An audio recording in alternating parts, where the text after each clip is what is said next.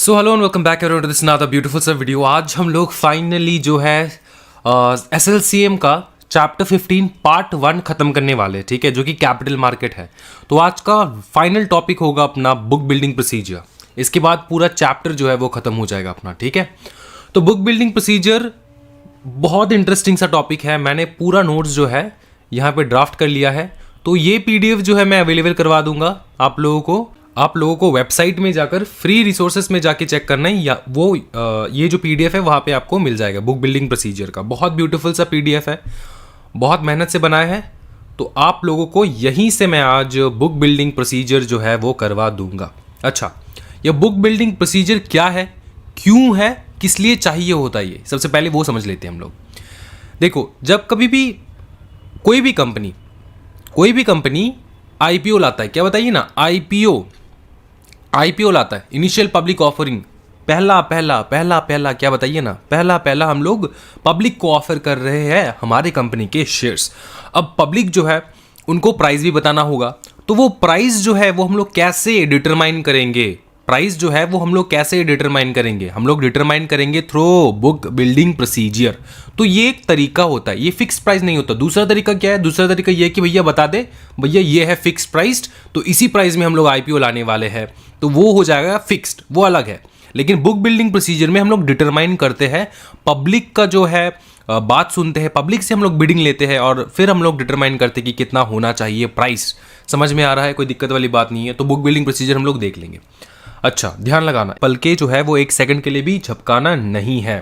So you have to understand, जब कभी भी हम लोग IPO लाते हैं थ्रू बुक बिल्डिंग, तभी हम लोग प्राइस को डिटरमाइन करते हैं कि कितना प्राइस होना चाहिए। एस्टिमेटेड प्राइस बैंड रहता है, उसके हिसाब से एक हम लोग प्राइस जो है वो निकालते हैं। कैसे निकालेंगे, वो बुक बिल्डिंग प्रोसीजर से निकालते हैं, हम लोग आगे जाके देखेंगे। अच्छा, ये जो बुक बिल्डिंग प्रोसीजर है उसको हम लोग प्राइस डिस्कवरी मेथड भी कहते हैं। कैसे प्राइस डिस्कवरी मेथड कैसे कहते हैं, क्योंकि अपने को प्राइस पहले से पता नहीं होता है कि प्राइस कितना होगा। अपने को सिर्फ इतना पता रहता है कि भैया प्राइस इतना से इतना, मतलब एक एस्टिमेटेड प्राइस होता है, फॉर एग्जांपल 100 रुपये से लेकर 120 रुपये तक, इतना इसके अंदर ही होगा प्राइस, ठीक है, इसके अंदर ही होगा। तो ये प्राइस बैंड हो जाता है। अपने को प्राइस बैंड पता होता है कि ये इतना हो सकता है, लेकिन इससे कम ज़्यादा नहीं हो सकता, इसके बीच में ही होगा, तो ये हो जाता है प्राइस बैंड। तो हम लोग प्राइस को डिस्कवरी करते हैं कि यार कितना होगा ये प्राइस। समझ में आ रहा है, कोई दिक्कत वाली बात नहीं है, आगे बढ़ते हैं।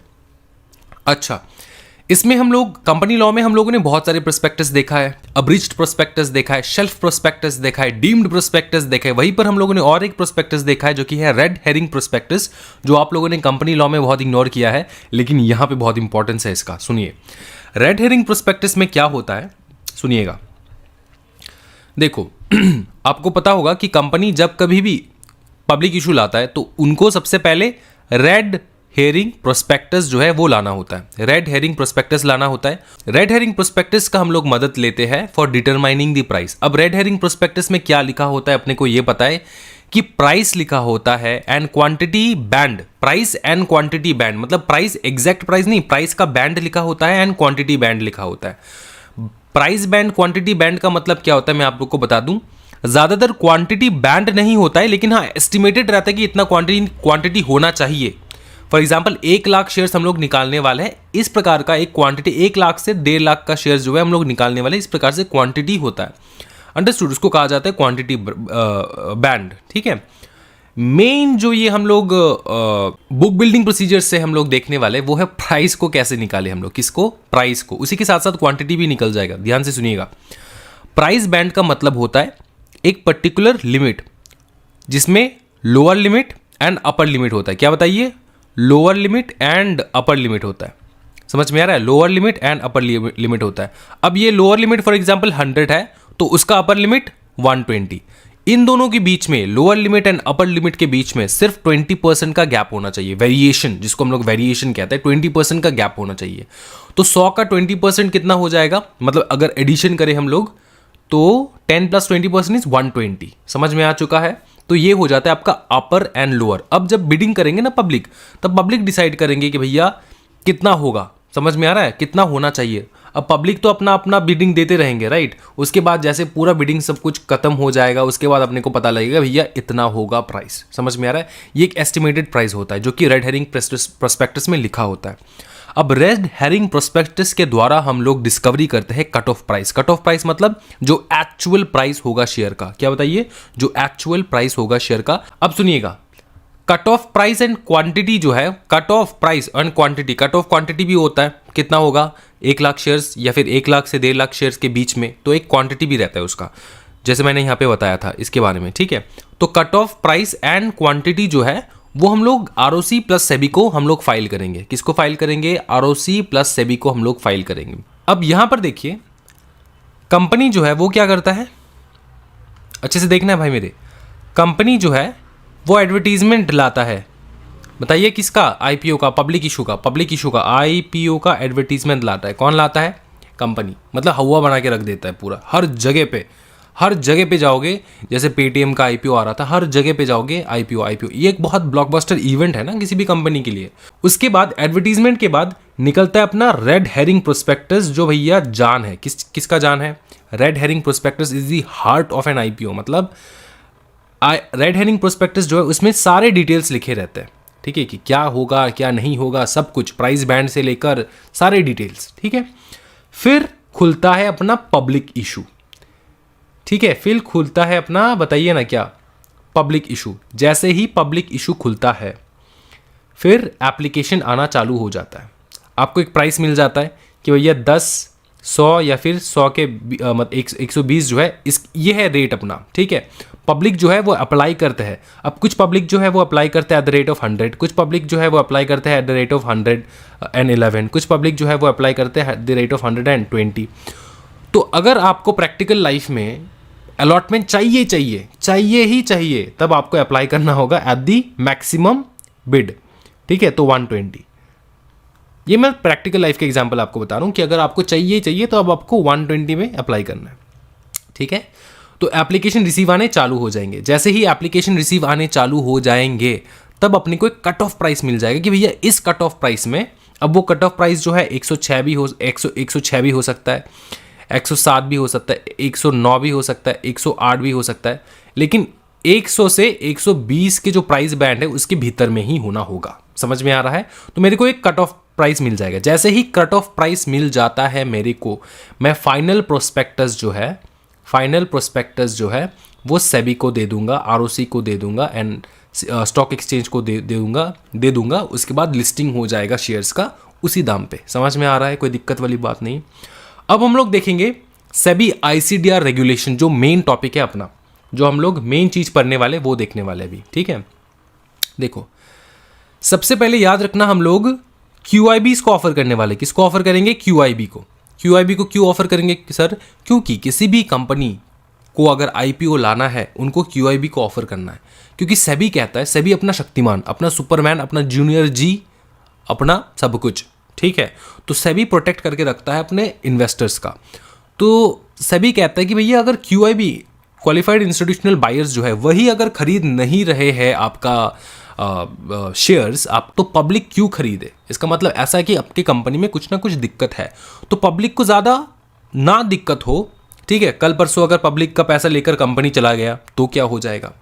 इसलिए एक रेट भी दे के रखे पब्लिक को, कितना आप इशू कर सकते हैं और बाकी सब आप किनको इशू करेंगे वो भी सभी बता के रखा है, ठीक है। सभी एकदम प्रोटेक्टर है, एकदम हनुमान जी है। किसका? बताइए ना, इन्वेस्टर का, ठीक है। तो बिडिंग प्राइस जो है, QIB अपना बिडिंग प्राइस लगाता है। आपने, हम लोगों ने ऊपर में भी देखा था, लास्ट वीडियोस में भी देखा है कि QIB अपना बिडिंग प्राइस लगाता है, ठीक है। वो हम लोगों ने एंकर इन्वेस्टर भी देखा था, अगर आपको याद है। तो बिडिंग चालू होता है QIB का, ठीक है।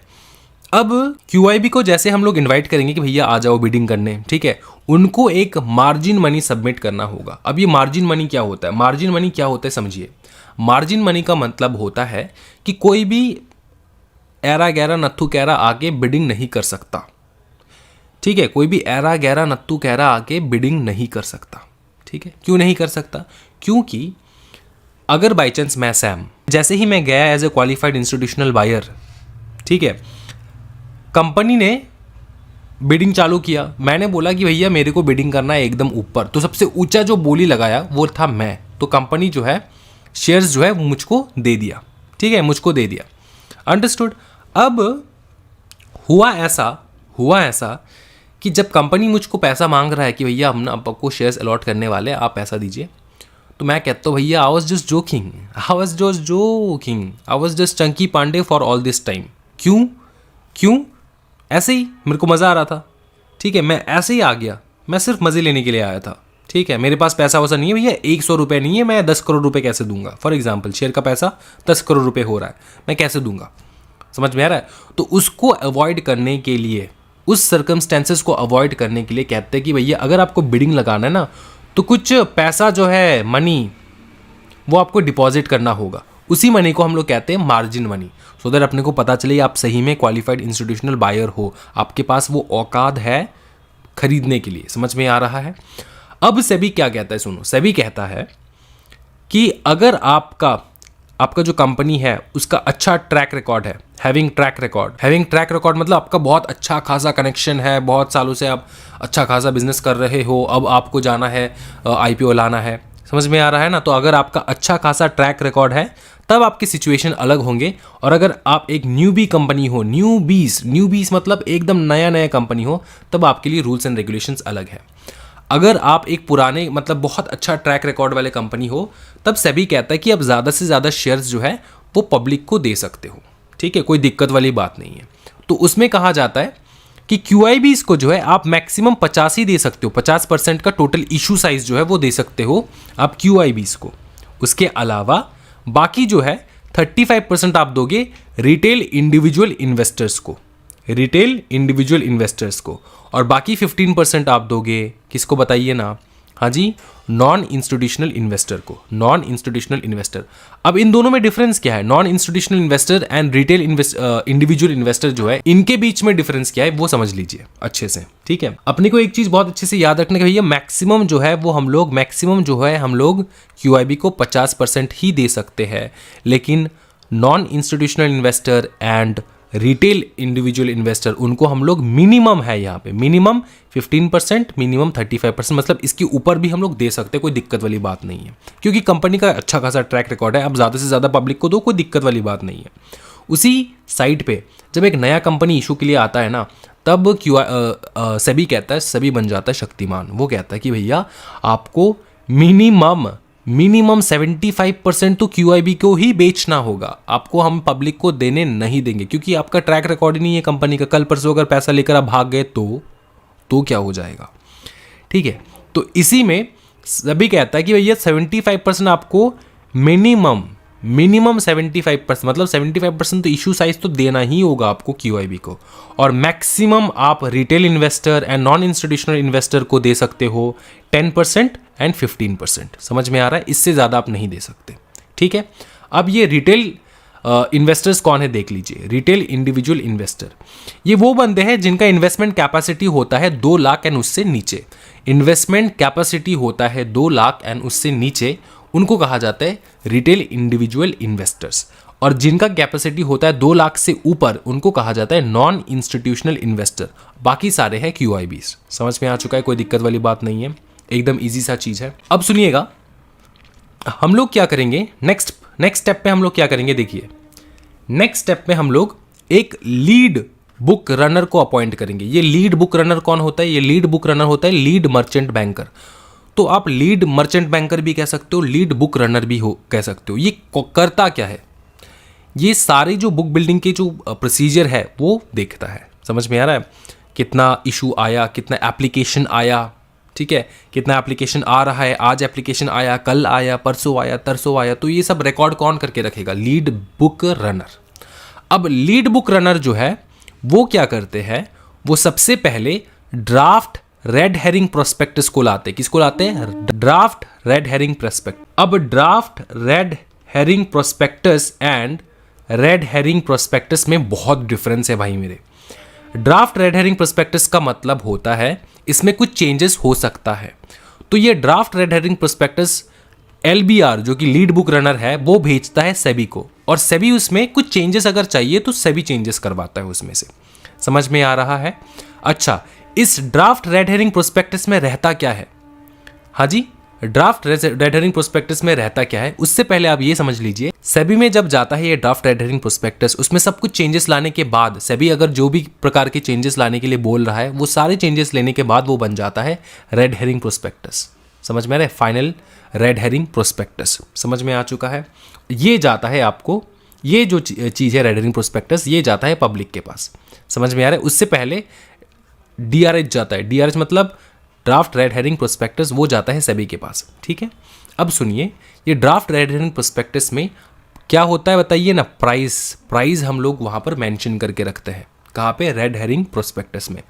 कभी कभार हम लोग ये भी देखते हैं कि रेड हेरिंग प्रोस्पेक्टस में प्राइस मेंशन नहीं होता है, रेड हेरिंग प्रोस्पेक्टस में प्राइस मेंशन नहीं होता है। तो अगर आप डिस्क्लोज कर रहे हो तब तो कोई दिक्कत वाली बात नहीं, बहुत बढ़िया। अगर आप डिस्क्लोज नहीं कर रहे हो, if you are not disclosing it, तो आपको क्या करना है देखिए, तो आपको IPO जब ला रहे हो ना, उससे कम से कम 2 दिन पहले आपको डिस्क्लोज करना होगा। प्राइस जो है, प्राइस बैंड जो है वो आपको डिस्क्लोज करना होगा। ये प्राइस बैंड कितना हो सकता है? 100 रुपये से लेकर 120, ठीक है ना, जो भी है इसी प्रकार का होगा। जो भी प्राइस बैंड आप रखना चाहते हो वो आप रख सकते हो, ठीक है, वो आप डिस्क्लोज कर सकते हो। अब ये सिचुएशन ऐसा क्यों है ऐसा सिचुएशन, वो मैं आगे समझाऊंगा। सबसे पहले ये समझिए कि अगर आप FPO ला रहे हो तब आपको 1 दिन पहले आप प्राइस बैंड आप जो है वो आप निकाल सकते हो कि भैया ये है प्राइस बैंड, ठीक है। अब यहाँ में से जो है अब बिडिंग कर सकते हो, कोई दिक्कत वाली बात नहीं है। समझ में आ रहा है। अब सुनिए बात क्या है। बात ऐसा है कि ये जो रेड हेरिंग प्रोस्पेक्टस है ना, ये कम से कम 1 से 1.5 महीना पहले जो है वो ही इशू हो जाता है, ठीक है। 1 से 1.5 महीना पहले इशू हो जाता है। समझ में आ रहा है? 1 से 1.5 महीना पहले इशू हो जाता है, ठीक है। तो तब उस मोमेंट पे शायद कंपनी जो है वो डिस्क्लोज ना करे कि प्राइस बैंड क्या होगा, क्वांटिटी बैंड क्या होगा, वो शायद कंपनी डिस्क्लोज ना करे, ये भी पॉसिबिलिटी है। तो इसलिए कहा जाता है कि जब आप IPO ला रहे हो या FPO ला रहे हो, उससे कम से कम IPO के केस में 2 दिन पहले एंड FPO के केस में 1 दिन पहले तो आपको प्राइस डिस्क्लोज करना ही होगा कि कितना, क्योंकि अगर आप डिस्क्लोज नहीं करोगे तो कैसे हम लोग बिडिंग करेंगे IPO में, कैसे पब्लिक जो है वो लोग प्राइस जो है वो मतलब वो खरीदेंगे किसके, मतलब एप्लीकेशन कैसे भेजेंगे कि मेरे को इस एप्लीकेशन इस रेट पे मेरे को खरीदना है, वो एप्लीकेशन कैसे भेजेंगे अगर उनको प्राइस ही नहीं पता है तो। समझ में आ चुका है, कोई दिक्कत वाली बात नहीं। आगे बढ़ते हैं। रेड हेरिंग प्रोस्पेक्टस में और क्या क्या जाएगा? रेड हेरिंग प्रोस्पेक्टस में जो है आपको डिस्प्ले करना होगा राइट रिस्पॉन्सिबिलिटीज एंड ऑब्लिगेशंस। किसका बताइए? लीड बुक रनर या फिर लीड मर्चेंट बैंकर, कुछ भी कह लो, इनका रिस्पॉन्सिबिलिटीज, राइट्स, ऑब्लिगेशन सब कुछ आपको लिस्ट करके रखना होगा। अब ये जो बुक रनर है इसको आप लोग बहुत सारे रोल्स में प्ले करते हुए देखेंगे। अब ये कौन से रोल्स है? वो रोल्स है अंडरराइटर का। बुक रनर जो है वो एक अंडरराइटर का भी काम करता है। अब ये अंडरराइटर कौन है? अंडरराइटर वो बंदे होते हैं जो प्रॉमिस करते हैं कि भैया अगर पब्लिक ने इतना इशू नहीं खरीदा, मतलब इतना अगर सब्सक्रिप्शन नहीं हुआ है पब्लिक से, तो बाकी का जो है वो मैं सब्सक्राइब कर लूँगा, कंपनी आप टेंशन ना लीजिए, ठीक है। तो वो होते हैं अंडरराइटर। तो बुक रनर जो है वो अंडरराइटर का भी काम करता है। जैसे वो अंडरराइटर का काम करेंगे उनको हम लोग कहेंगे सिंडिकेट मेंबर। क्या कहेंगे? Syndicate member. अब ये बुक रनर के ऊपर होता है कि वो बुक रनर खुद अंडरराइटिंग करेंगे या फिर वो किसी और से करवाएंगे। तो अगर वो किसी और से करवा रहे हैं तो वो किसी और जो है वो कौन रहेगा? वो रहेगा सिंडिकेट मेंबर। अगर वो खुद कर रहे हैं तो वही बन जाएंगे सिंडिकेट मेंबर। अब ये अगर किसी और से करवा रहे हैं तो वो कौन है? तो ये जो सिंडिकेट मेंबर्स है वो है कॉमर्शियल बैंकर या तो इन्वेस्टमेंट बैंकर। ये इन्हीं से अंडरराइटिंग करवाया जाता है और इन्हीं को कहते हैं हम लोग सिंडिकेट मेंबर। और अगर बुक रनर खुद कर रहे हैं तब तो कोई दिक्कत वाली बात नहीं है। समझ में आ रहा है? कोई दिक्कत वाली बात नहीं। और एक चीज़ समझ लीजिए, ये जो अंडरराइटिंग करेंगे हम लोग सिर्फ RRI के लिए ही अंडरराइटिंग करेंगे एंड NII के लिए ही अंडरराइटिंग करेंगे। हम लोग QIB के लिए अंडरराइटिंग नहीं कर सकते। अगर QIB के लिए कर रहे हो that is not allowed at all. आप QIB के लिए अंडरराइटिंग नहीं कर सकते। समझ में आ रहा है? कोई दिक्कत वाली बात नहीं। सर क्यों QIB के लिए नहीं कर सकते? भाई QIBs are already a qualified institutional buyer. अगर वही नहीं खरीद रहे हैं तो हम लोग कैसे ट्रस्ट करें? आपके ऊपर? हम लोग कैसे आपको दे ये चीज़? ठीक है। नेक्स्ट आएंगे हम लोग सेबी। जैसे हम लोग देखते कि कंपनी जो है वो सेबी को भेजता है। क्या भेजता है बताइए ना? कंपनी जो है वो सेबी को भेजता है। क्या भेजता है? सेबी को भेजता है बताइए ना, ड्राफ्ट रेड हेरिंग प्रोस्पेक्टस।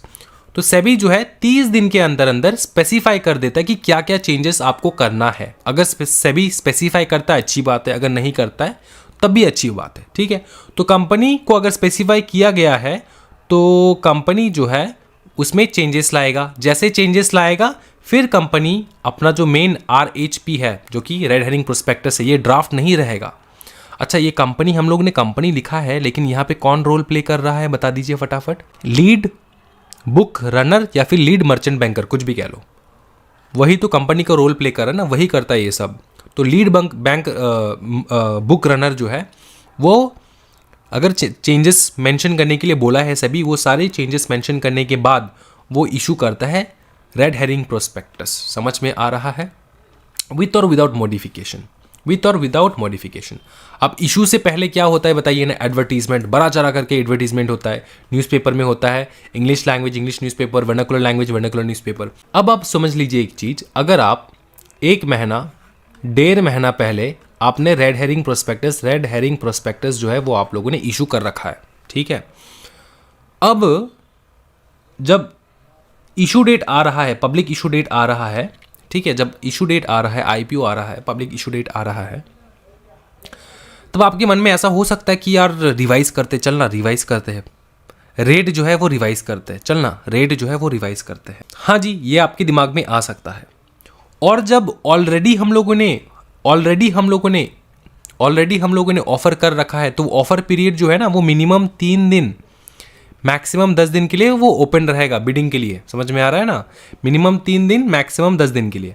अब ये जो दिन है, for example day 1, day 2, day 3, day 4, day 5, तो डे 3 में या फिर डे 4 में, डे 5 में हमको ऐसा तो फीलिंग आ सकता है ना कि ये जो प्राइस बैंड हम लोगों ने डिसाइड किया है ना, 100 रुपये से लेकर 120 रुपये तक, इसको हम लोग चेंज करते, ऐसा मतलब आ सकता है ना आपके दिमाग में? हाँ जी, आ सकता है। मार्केट का कंडीशन देख के आप चेंज कर भी सकते हो, ठीक है। तो क्या वो हम लोग रिवीजन कर सकते हैं प्राइस बैंड का? आंसर है yes, revision of price band is possible. कितना रिवीजन कर सकते हैं उसके बारे में देख लेते हैं। बहुत ब्यूटीफुल सा एग्जाम्पल समझाऊंगा। देखो, ये जो प्राइस होगा वो हम लोग सिर्फ 20% का ऊपर नीचे कर सकते हैं। कितना? 20% का ऊपर नीचे, ठीक है। तो अगर हम लोग फॉर एग्जाम्पल पहले हम लोगों ने 100 रखा है, उसके बाद हम लोगों ने रखा है 120, ये नॉर्मली नीचे की तरफ होता है। लोअर लिमिट जो है ना वो हम लोग कम कर देते हैं। समझ में आ रहा है? लोअर लिमिट जो है वो हम लोग कम कर देते हैं। तो 100 रुपये था और 120, ठीक है। ये है लोअर, ये है अपर लिमिट, ये है लोअर लिमिट, ये है अपर लिमिट, ठीक है ना, अपर लिमिट। अब हम लोग 20% का हेरा फेरी कर सकते हैं, 20% का ऊपर नीचे वेरिएशन कर सकते हैं। तो 20% का हम लोग कैसे करेंगे? फॉर एग्जाम्पल हम लोग ने डिसाइड किया कि भैया अपर लिमिट रखते हैं 100 और लोअर लिमिट रखते हैं 80। जैसे 100 रखा हम लोगों ने, 120 रखा है, तो क्या ये सही रहेगा? ये सही नहीं रहेगा। क्यों नहीं रहेगा मैं आपको समझाता हूं। 80 रख रहे हैं लोअर लिमिट, ठीक है, तो अपर लिमिट जो होगा उससे 20% का ही गैप हो सकता है। ये हम लोग ने ऊपर भी देखा है। Lower limit and upper limit में कितना वेरिएशन हो सकता है? मैक्सिमम 20%। तो आपको गैप भी तो मेंटेन करना होगा 20% का। अगर आप लोग लोअर लिमिट रख रहे हैं 80, तब आपका अपर लिमिट क्या होगा बताइए? हाँ जी, 96। समझ में आ रहा है? तो एग्जाम में गलती मत करना अगर ऐसा क्वेश्चन आ गया तो। 20% का अप एंड डाउन हो सकता है, 20% के बीच में अप एंड डाउन हो सकता है, ठीक है। क्योंकि देखो, पहले जो था वो था लोअर लिमिट जो था वो था 100 का 20% अगर हम लोग नीचे कर दे, मैक्सिमम नीचे कितना कर सकते बताइए ना? 80। इससे ज़्यादा, इससे नीचे तो नहीं कर सकते। अब 80 से अपर लिमिट कैसे डिसाइड करेंगे हम लोग? देखो, 100 हम लोगों ने पहले था, ठीक है, 100 to 120। यहाँ पे बोला गया 20% का अप एंड डाउन हो सकता है, तो हम लोग डाउन कर रहे हैं। फॉर एग्जाम्पल ये देखो, 100 से हम लोग नीचे जा रहे हैं, 20% नीचे जाएंगे। तो 100 से अगर नीचे जाएंगे 20%, कितना होगा? 80, ठीक है। अब हम लोग लोअर लिमिट डिसाइड कर लिए, अब हम लोग अपर लिमिट अब कैसे डिसाइड करेंगे? 80 से 20% जो है वो देखेंगे कितना गैप हो रहा है, 16 का गैप हो रहा है। इसका मतलब क्या होगा? 96। तो 96 जो है, 96, 80 एंड 96 जो होगा वो होगा आपका अपर लिमिट, ठीक है, 96 होगा आपका अपर लिमिट एंड 80 होगा आपका लोअर लिमिट। इस प्रकार से आपको प्राइस जो है वो आप रिवीजन कर सकते हैं। समझ में आ रहा होगा, कोई दिक्कत वाली बात नहीं है। फिर हम लोग पब्लिक को इन्फॉर्म कर देंगे भैया, स्टॉक एक्सचेंज के माध्यम से जो है हम लोग पब्लिक को बताएंगे, प्रेस रिलीज करेंगे, वेबसाइट में देंगे। सिंडिकेट मेंबर्स जो हम लोगों ने अपॉइंट करके रखा है उनको बोल देंगे भैया जाके प्रचार कर दो, ठीक है। फिर इशू ओपन रहेगा मिनिमम 3 दिन के लिए, मैक्सिमम 10 दिन के लिए, आपको पता ही होगा। और अगर रिवीजन कर रहे हैं ना हम लोग, रिवीजन कर रहे हैं तो 3 दिन एक्स्ट्रा मिलेगा, 3 दिन एक्स्ट्रा मिलेगा, subject to the condition that maximum 10 दिन हो। मैक्सिमम बताइए ना, मैक्सिमम 10 दिन ही हो सकता है। समझ में आ रहा है। फॉर एग्जाम्पल अगर आपने डिसाइड किया भैया हम लोग खोल के रखेंगे 5 दिन, हम लोग मिनिमम 3 दिन मैक्सिमम 5 दिन हम लोग ओपन रखेंगे ऑफर पीरियड, ठीक है। फिर आपने सोचा कि 5 तारीख को भैया रिवीजन करते हैं। फिर रिवीजन के कारण आपने बोला स्टॉक एक्सचेंज को भैया हम लोग सिर्फ 3 से 5 दिन जो है उसी मतलब मिनिमम 3 टू मैक्सिमम 5 दिन के लिए ही खोल कर रखेंगे, उससे ज़्यादा हम लोग खोल कर नहीं रखेंगे। ये पहले आपने सोचा था। उसके बाद आपने सोचा कि भैया रिवाइज करते, तो जैसे आपने प्राइस रिवीजन किया आपको थोड़ा समय भी चाहिए होगा सो दैट पब्लिक उसको देखे, सोचे, समझे, फिर इन्वेस्ट करे, राइट। तो कहता है कि यहाँ पे आपको 3 दिन एक्स्ट्रा मिलेगा, ठीक है। तो आपने मैक्सिमम स्टॉक एक्सचेंज को बोल के रखा भैया 5 दिन के लिए हम लोग खोल के रखेंगे, लेकिन फिर भी आपको 3 दिन एक्स्ट्रा मिल जाएगा। तो 5 + 3 कितना हो रहा है बताइए, 8 डेज के लिए आप ओपन करके रख पाओगे। समझ में आ रहा है, तो 3 दिन एक्स्ट्रा मिलेगा। लेकिन अगर ऐसा है आपने पहले ही स्टॉक एक्सचेंज को बता रखा है भैया हम लोग तो 10 दिन खोल के रखेंगे, 10 दिन खोल के रखेंगे, तो मैक्सिमम 10 डेज, ठीक है ना। अब 10वां दिन या 9वां दिन अगर आप सोच रहे हो कि भैया प्राइस को चेंज करता है, फिर क्या आपको 3 दिन एक्स्ट्रा मिलेगा? नहीं, आपको 3 दिन एक्स्ट्रा नहीं मिलेगा। ये जो मैक्सिमम डे होगा वो है 10, ठीक है। तो अगर आपने 3rd डे को सोचा कि प्राइस रिवाइज करता है, फिर आपको +3 डेज मिल जाएगा, जैसे कि हो जाएगा 6। अगर आपने 4th डे को सोचा है कि हम लोग रिवीजन करते हैं प्राइस का, फिर आपको 3 दिन मिल जाएगा, जैसे हो जाएगा 7। अगर आप 5th डे को सोचते रिवीजन करते हैं, फिर हमको 3 दिन मिल जाएगा, जो हो जाएगा 8, ठीक है। फिर अगर आपने सोचा कि भैया प्राइस को रिवाइज करते हैं, फिर आपको मिल जाएगा कितना बताइए ना, 3 दिन मिल जाएगा, 6, 7, 8, 9, फिर क्या हो जाएगा 9। फिर अगर आपने 7th डे को सोचा है कि भैया प्राइस को रिवीजन करते हैं, फिर आपको 3 दिन मिल जाएगा, वो मिल जाएगा 10, ठीक है।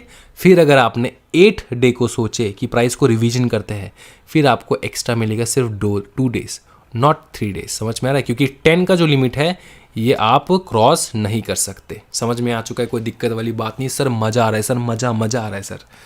देखो फिर क्या होगा, ये जो आपका लीड मर्चेंट बैंकर है और लीड बुक रनर है, कंपनी है, जो भी है, वो डिटरमाइन करेगा cut off price. Public issue जैसे खत्म हो जाएगा आप लोग डिसाइड कर लोगे कट ऑफ प्राइस क्या हो जाएगा, ठीक है। उसी के साथ साथ सिक्योरिटीज़ जो है वो भी आप डिसाइड कर लोगे कि कितना सिक्योरिटीज़ होना चाहिए मैक्स टू मैक्स, ठीक है। फिर कंपनी जो है वो फाइनल प्रोस्पेक्टस जो है वो SEBI, ROC and stock exchange को दे देगा कि भैया ये फाइनल प्रोस्पेक्टस है अपना, फिर हो जाएगा कंपनी का शेयर्स लिस्टिंग, ठीक है। स्टॉक एक्सचेंज में लिस्ट हो जाएगा कंपनी का शेयर्स। तो ये है पूरा प्रोसीजर ऑफ बुक बिल्डिंग की, कैसे ये लिस्ट होता है, कैसे हम लोग प्राइस निकालते हैं। आई होप कि पूरा प्रोसीजर जो है वो पूरा एकदम अच्छी तरीके से क्लीन कट समझ चुके हैं हम लोग। फिर हम लोग नेक्स्ट जो है ये सिर्फ हम लोग मार्किंग करवाने वाले हैं, बाकी पूरा चैप्टर कंप्लीट हो चुका है। आई होप कि आप लोग को बहुत पसंद आया है लेक्चर। ज़रूर लाइक करना, सब्सक्राइब भी करना। Thank you so much everyone. Happy learning guys and bye bye and take care.